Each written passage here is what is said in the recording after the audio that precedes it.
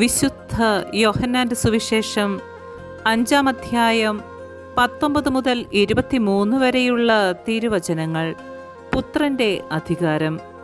യേശു പറഞ്ഞു, സത്യം സത്യമായി ഞാൻ നിങ്ങളോട് പറയുന്നു, പിതാവ് ചെയ്തു കാണുന്നതല്ലാതെ പുത്രന് സ്വന്തം ഇഷ്ടമനുസരിച്ച് ഒന്നും പ്രവർത്തിക്കുവാൻ സാധിക്കുകയില്ല. എന്നാൽ പിതാവ് ചെയ്യുന്നതെല്ലാം അപ്രകാരം തന്നെ പുത്രനും ചെയ്യുന്നു. എന്തെന്നാൽ പിതാവ് പുത്രനെ സ്നേഹിക്കുകയും താൻ ചെയ്യുന്നതെല്ലാം അവനെ കാണിക്കുകയും ചെയ്യുന്നു. നിങ്ങൾ വിസ്മയിക്കത്തക്ക വിധം ഇവയേക്കാൾ വലിയ പ്രവൃത്തികളും അവിടുന്ന് അവനെ കാണിക്കും. പിതാവ് മരിച്ചവരെ എഴുന്നേൽപ്പിച്ച് അവർക്ക് ജീവൻ നൽകുന്നത് പോലെ തന്നെ പുത്രനും താൻ ഇച്ഛിക്കുന്നവർക്ക് ജീവൻ നൽകുന്നു. പിതാവ് ആരെയും വിധിക്കുന്നില്ല, വിധി മുഴുവനും അവിടുന്ന് പുത്രനെ ഏൽപ്പിച്ചിരിക്കുന്നു.